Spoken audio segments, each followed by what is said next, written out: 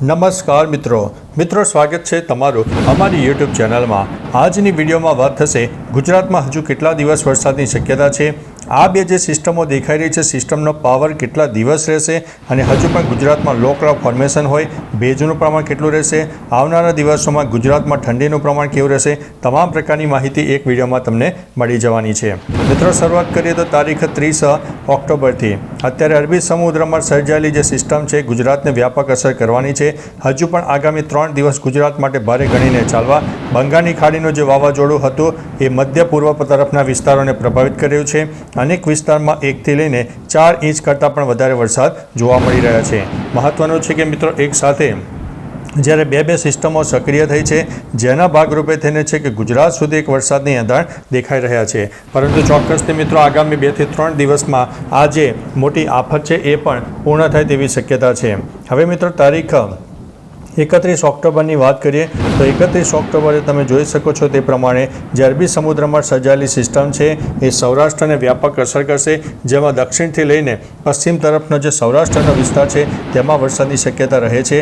ઉપરાંત મિત્રો ભલે અહીં આગળ તમને સિસ્ટમ ન દેખાય, પરંતુ ગુજરાતમાં હજુ પણ એક આંશિક વાદળોનો રાઉન્ડ તો કોઈ જગ્યાએ વાદળછાયું વાતાવરણ અને સાર્વત્રિક વરસાદનો માહોલ રહેશે, છૂટાછવાયા વરસાદ ચાલુ રહેશે। એટલે મિત્રો 31 ઓક્ટોબરે પણ થોડું સાચવીને ચાલવાનું રહેશે। ત્યારબાદ મિત્રો તારીખ 1 નવેમ્બરની વાત કરીએ, 1 નવેમ્બરે ગુજરાતના મોટાભાગના વિસ્તારમાં એક સાર્વત્રિક મિત્રો વરસાદનો માહોલ સર્જાશે।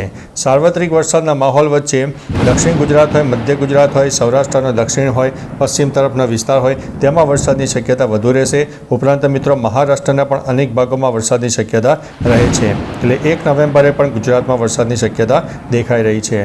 ત્યારબાદ મિત્રો તારીખ 2 નવેમ્બરની વાત કરીએ તો 2 નવેમ્બરે પણ ઉત્તર ગુજરાત હોય, સૌરાષ્ટ્ર હોય, મધ્ય ગુજરાત હોય, દક્ષિણ ગુજરાત અને કચ્છના પણ અનેક ભાગોમાં એક વાદળછાયું વાતાવરણ અને વરસાદી માહોલ જોવા મળશે। છૂટાછવાયા વરસાદની શક્યતા રહેલી છે, પરંતુ જે મજબૂત સિસ્ટમ હતી, જે સિસ્ટમની આંખ અરબી સમુદ્રમાં હતી, એ સિસ્ટમ ઘણી બધી નબળી પડશે, પરંતુ છૂટાછવાયા વરસાદ આપણને તારીખ 2 નવેમ્બરના રોજ પણ જોવા મળી શકે છે।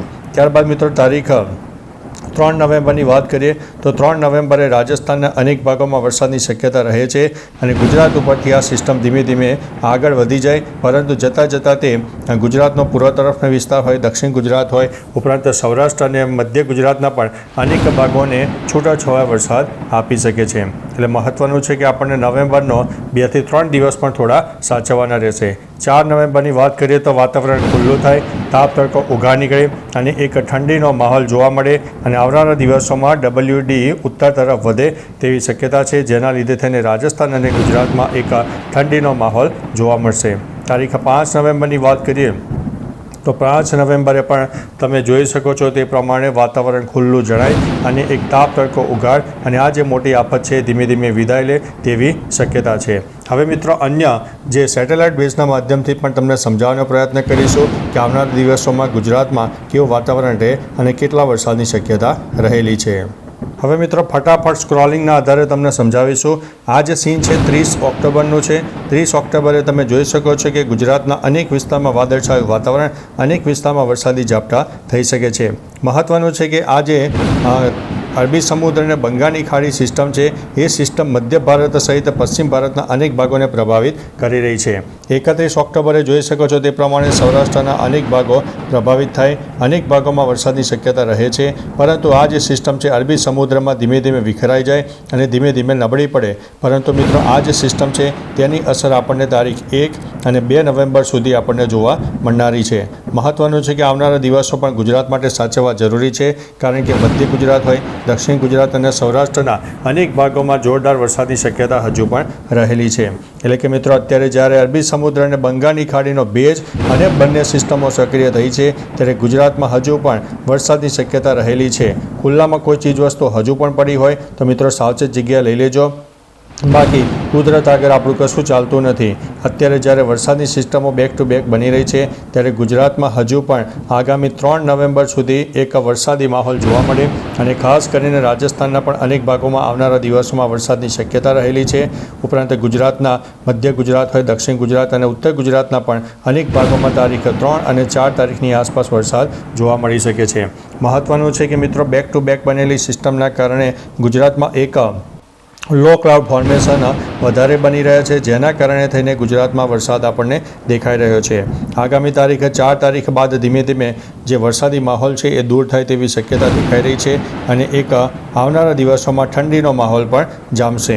અત્યારે જે વરસાદ પડ્યો છે તેના લીધે થઈને જમીનમાં એક ઠંડક જોવા મળી છે અને એના લીધે થઈને આવનારા દિવસોમાં ઠંડીનું પ્રમાણ આપણને વધારે પણ જોવા મળી શકે છે. કારણ કે ન કેવલ મિત્રો ભેજ, પરંતુ વાતાવરણમાં જે પાણી જે શોષાયેલું છે, જમીનમાં જે પાણી શોષાયેલું છે, વૃક્ષોને જે પાણી મળેલું છે, એટલે એના લીધે થઈને આગામી 10 દિવસ આપણને ઠંડીનો માહોલ જોવા મળશે.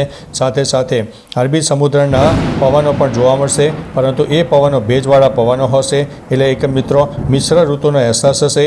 એક તરફ જાણે કે વરસાદી માહોલ હોય અને એક તરફ જાણે કે ઠંડીનો માહોલ હોય.